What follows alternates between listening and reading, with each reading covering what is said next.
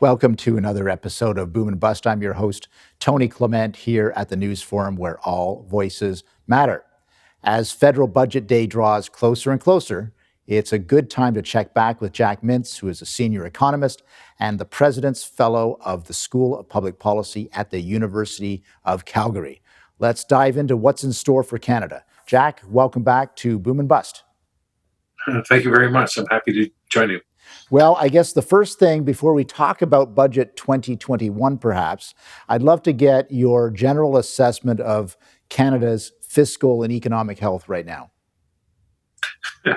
Well, fiscally, I would say we're not doing so well. I mean, we have a very large deficit, which is expected, because of the pandemic. That's not surprising.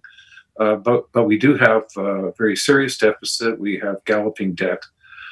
And so obviously these are issues that we're going to have to deal with coming down the road. The parliamentary budget officer recently had his assessment of that. I guess the big number in the shop window was a $363 billion deficit. These are numbers that you or I have never seen in our lifetimes.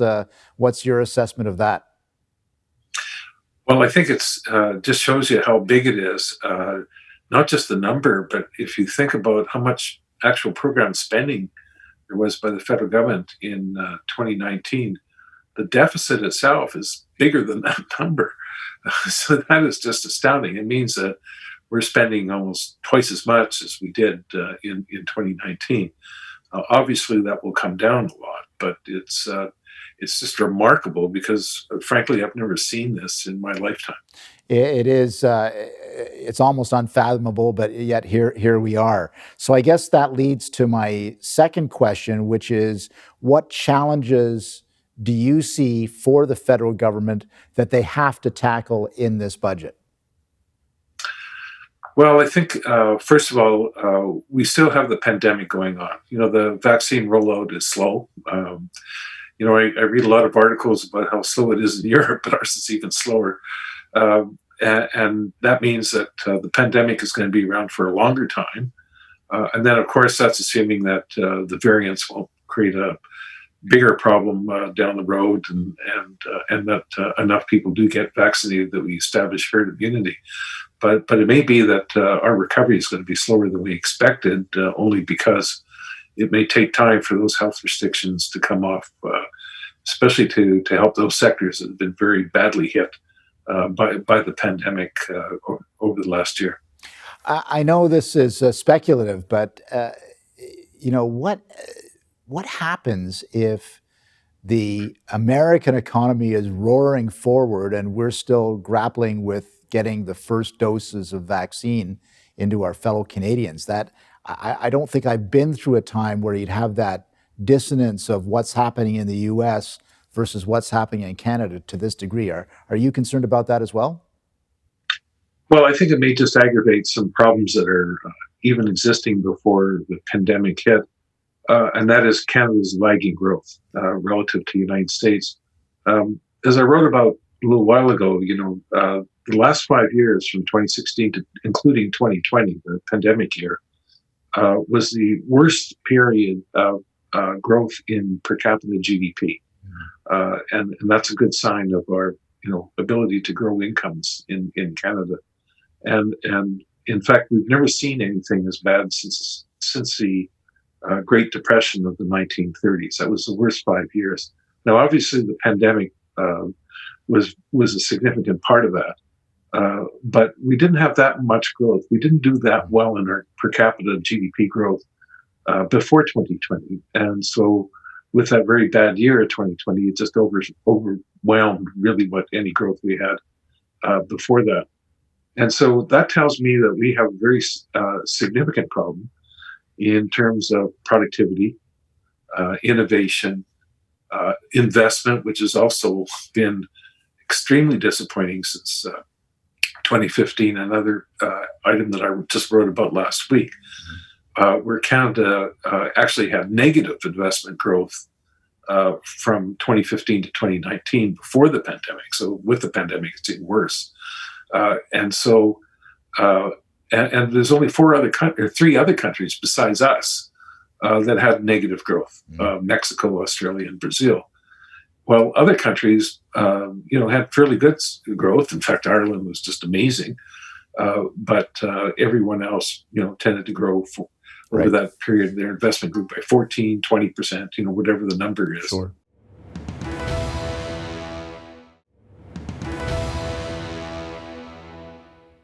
Welcome back to Boom and Bust. I'm your host, Tony Clement, here with the University of Calgary's Jack Mintz. Jack, before the break, you were talking about some canaries in the coal mine even before COVID hit in terms of our growth and our ability to grow our economy, our ability to be competitive, and so forth. Do you see those things? I'm just trying to figure out how COVID exacerbates that, or does that give us a chance to spring forward in a roaring 20s kind of way post-COVID? What's your take on that? Well, first of all, I think COVID made things worse, obviously. I mean, we've had parts of the economy shut down. We've had people thrown out of work, not everybody, obviously, but, certain sectors were badly hurt.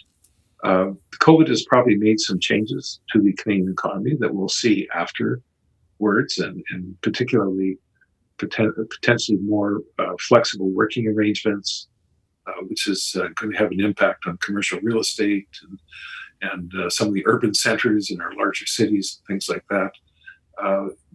We may not see business travel come back to the level it was, as people now have gotten very much used to using the technologies that are now available, and we I think personal travel will come back. I think people want to go out and go various places, but we also see that people have gotten very used to ordering via ordering digitally what they want to have, and so the retail sector will have to change as a result. And all those things mean that that unemployment that we're now seeing is going to be more hardcore. It's going to be structural unemployment. It means that there are going to be some people not being able to go back to the jobs that they used to have, and therefore are going to need retraining. And we're also going to need business investment to try to pick up the marbles which have been lost. Right. And that business investment will be critical. And then the other aspect is that our government debt has, of course, zoomed up. I mean, you probably remember the days of the early 90s after, 20 years of bad fiscal management that led to the point where Canada almost had to go to the IMF to float any bonds, right, and to get help. We've really corrected that as a country. All parties, actually, in whatever federal or provincial government, really did an outstanding job, where we ran 12 years of surpluses until we hit the financial crisis in 2008. We really got our balance sheets well in order.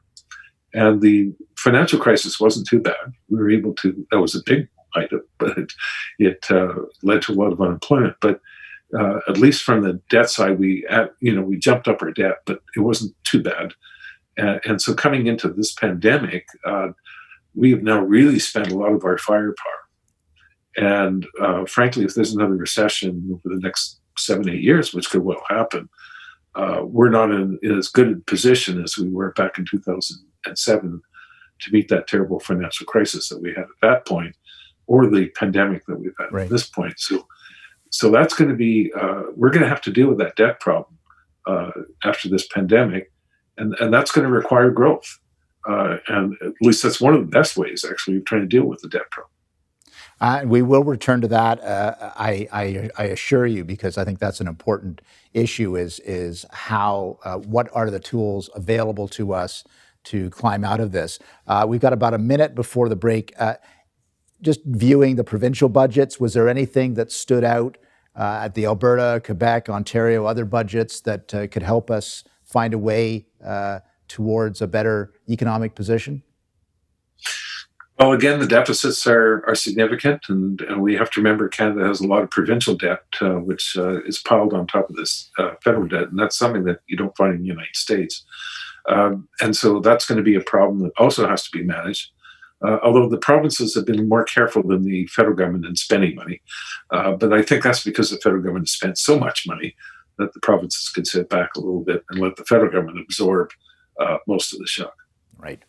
We'll continue our discussion with Jack Mintz. He's a senior economist, of course, and the President's Fellow of the School of Public Policy at the University of Calgary, discussing kind of the pre-federal budget world that we're in and some of the structural issues that Canada has to deal with both during and after COVID. Please stay with us as we continue this discussion.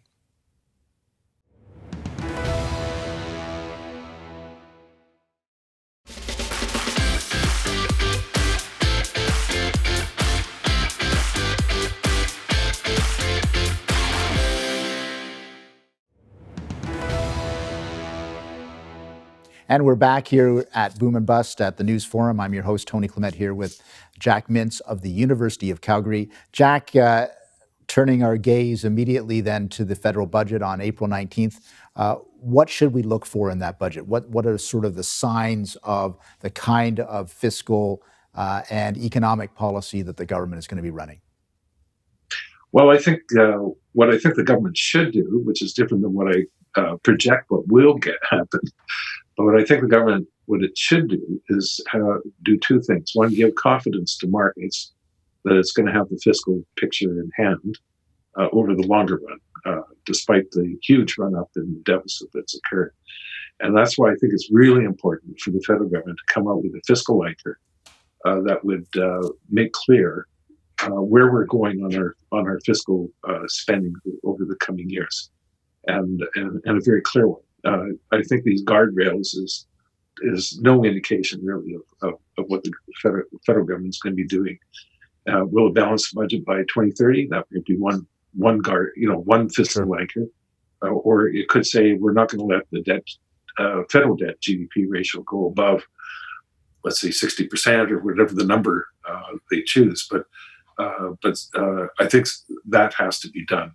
There has to be some clarity about what it's fiscally going to do to give confidence to markets. I think the other thing is that it has to have a program of how they're going to build the economy again. With this large debt that has been taken on, there's only really three ways you can deal with the debt burden. Either you inflate the economy, which I don't think anyone wants to see as a return of inflation.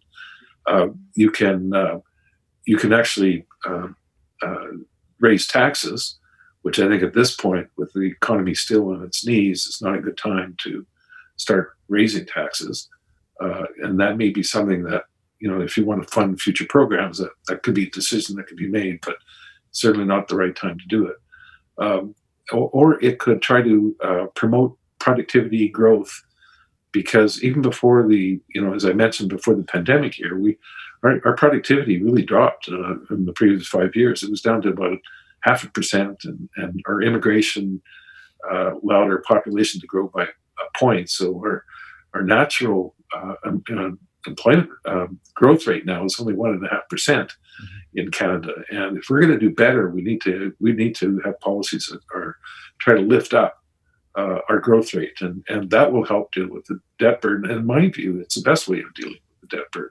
So I expect the budget should be containing some measures that would especially encourage business investment that has been very, very much lacking. And the government's already announced many public infrastructure programs. I think those need to be implemented rather than being re-announced. You touched on this a little bit earlier, but I want to return to it. What are your hopes and fears when it comes to taxation policy in this budget? Well, I think, as we've seen with the Biden plan that just came out as I'm speaking today, which is on March 31st, that one is fascinating. It's a huge $2 trillion worth of infrastructure spending to be financed by $2 trillion worth of new taxes on corporations. And I'm not convinced that that's actually going to end up growing the U.S. economy at all. And Canada won't benefit from a booming U.S. because of this infrastructure spending. And so I think that, the corporate tax increases would be something that would be dreadful in my view, especially given our very poor investment climate over the past 5 years. We need to do the opposite. So I'm also concerned about the fact that many people who look at running new businesses, unicorns, things like that, successfully launch in Canada, but then quickly sell it to U.S. Companies, and so we end up losing the technology or the benefits that we get from these new technologies that are created. And so that's another issue that I'm quite concerned about in terms of how we're going to achieve growth. And I think we're going to need policies that make Canada attractive.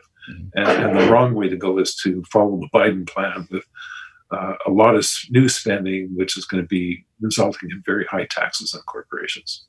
So we will see where that leads us, because it certainly, at this stage of the game, the federal government hasn't really shown us their cards, and certainly if they have a plan for our future growth, they haven't really shared that with us. We'll come back right after the break with Jack Mintz, who's a senior economist, of course, from the University of Calgary. Stay with us.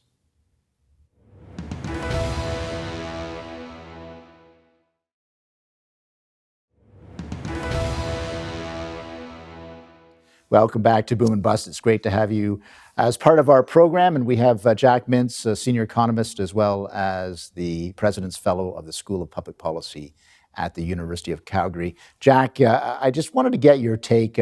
We're now hearing a lot, of course, about the so-called modern monetary theory, this idea that money could be created and then spent as part of the government's fiscal policy. I'd love to get your initial comments on that, and where you see the potential potholes on that theory in the future. Well, I'm not much of a believer in modern monetary theory. To me, monetary theory isn't what it is. It's really a discussion about how governments can print money, and that can then go through the banking system, be lent out. Your money comes back into the banking system, then it's re-lent out, and then you have the multiplier effect. I think what people are particularly, in my view, focused on is the fact that after the 2008 financial crisis, we've had 10 years of low interest rates, and we didn't seem to get, even despite deficits and things like that, we didn't get a resumption of inflation. And part of it is because there was at least a view that there was a sharp drop in what's called the money multiplier that kind of leads to this extra demand. I think one of the best pieces I read recently is suggesting that actually the 2008 financial crisis was a very different story, because what happened was that a lot of businesses that held these bad debts, a lot of banks that had held bad debt, had to get money from the U.S. government and other governments around the world in order to try to restore their balance sheet. So actually, when you look at the growth of money wasn't that large after 2008, because of the fact that there was so many destroyed assets that had to be dealt with. This is a little different. There are a lot of companies that haven't gone into bankruptcy in Canada. There's been some, but generally bankruptcy rates haven't gone up, mainly because of all the support that they've been given.